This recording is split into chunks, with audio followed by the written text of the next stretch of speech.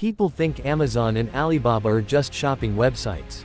That belief is exactly why most people will never understand real business power. One company owns warehouses, delivery vans, cargo planes, and still struggles to make profit on every order. The other owns almost nothing, touches no product, delivers nothing, yet controls millions of sellers and trillions in transactions. If that sounds impossible, good, because once you understand how this works, you'll never see business the same way again. This is not a story about who sells more products. This is a story about who controls the system. One side believes power comes from ownership. The other believes power comes from influence. One side builds heavy machines. The other builds invisible networks. And the scary truth is this: both strategies work, but only one gives you freedom from risk. Today, we're breaking down Amazon versus Alibaba in a way schools, gurus, and motivational speakers never will. Welcome to the channel where we don't sell motivation, we decode power. Here, we break down how billion-dollar empires are built, how giants fall, and what really separates owners from consumers. If you want to think like a CEO instead of scrolling like a customer, stay till the end, because this comparison might change how you see money forever. Amazon was founded in 1994 in the United States by Jeff Bezos with one obsession: control the customer experience better than anyone else in the world. Bezos believed that if Amazon could deliver faster, cheaper, and more reliably than competitors, customers would never leave. That single belief pushed Amazon to buy inventory, build massive warehouses, create fulfillment centers, invest in last-mile delivery, and even purchase cargo planes. Amazon didn't want to depend on anyone. It wanted total control from click to doorstep. Alibaba was founded in 1999 in China by Jack Ma with a completely opposite mindset. Jack Ma wasn't a tech genius or a billionaire. He was an English teacher who understood one thing very clearly: China had millions of small manufacturers but no system to connect them to buyers. Instead of controlling products, Alibaba decided to control connections. It didn't want to sell anything. It wanted to become the place where all selling happens. This single philosophical difference explains everything. Amazon touches the product. Alibaba touches the data. Amazon buys inventory, stores it, ships it, and suffers losses if it doesn't sell. Alibaba lets sellers take the risk while it quietly earns money through commissions, advertising, and services. Amazon fights daily battles with costs. Alibaba scales silently in the background. Amazon's logistics network is one of the most expensive achievements in business history. Warehouses across continents, delivery vans on roads, planes in the sky. This allows Amazon to promise same-day and next-day delivery, which customers love. But speed is expensive. Warehouses cost money even when they're empty. Drivers need salaries. Fuel prices fluctuate. One wrong demand forecast can destroy margins. Control gives power, but it also creates pressure. Alibaba chose a smarter and more dangerous path. Instead of owning delivery, it built Sinow, a logistics coordination system. Alibaba doesn't deliver your package. It tells someone else how to deliver it efficiently. It connects sellers with third-party logistics partners and optimizes routes using data. Less ownership means less cost. Less cost means more scalability. When something goes wrong, Alibaba doesn't absorb the blame the way Amazon does. The risk stays outside the platform. When people look at revenue numbers, Amazon appears unstoppable.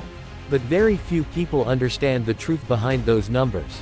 Amazon's retail business runs on extremely thin margins. In many years, it barely breaks even.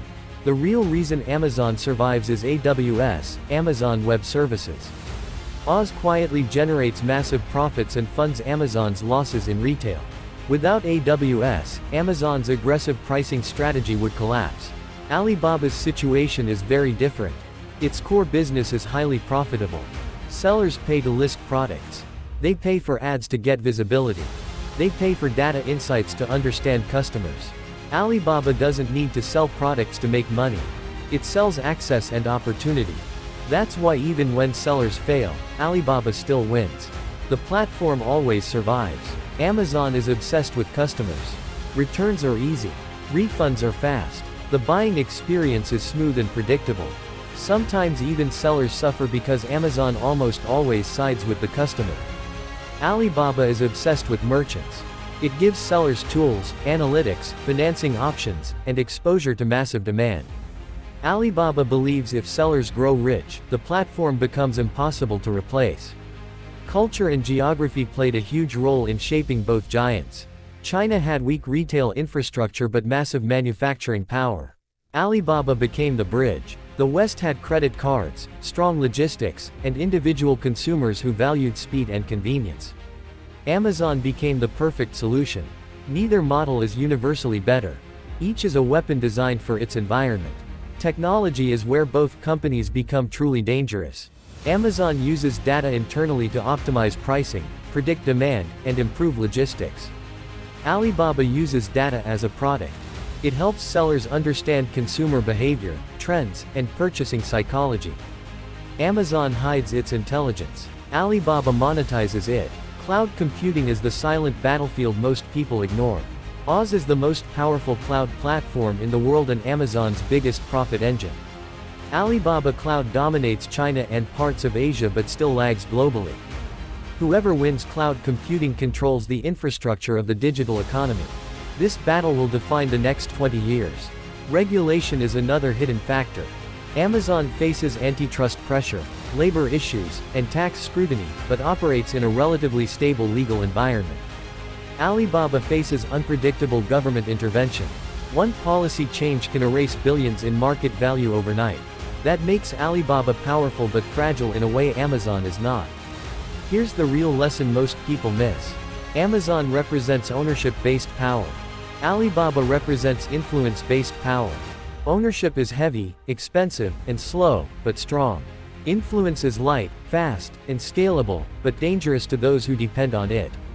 Amazon builds assets. Alibaba builds dependency. The future of business doesn't belong to companies that sell products. It belongs to companies that design systems. Amazon built a system it controls end to end. Alibaba built a system others cannot survive without. Both are winning, but in very different ways. If you're an entrepreneur, this comparison isn't about choosing Amazon or Alibaba. It's about choosing your strategy. Do you want control, even if it costs more money and energy? Or do you want scale, even if you give up ownership? That decision determines whether your business stays small or becomes an ecosystem. Most people think business success is about ideas. It's not. It's about positioning. Amazon positioned itself between customers and products. Alibaba positioned itself between sellers and opportunity. Both positions are powerful, but only if executed perfectly. The next time you order something online, don't ask who sold it to you. Ask who controls the system behind it.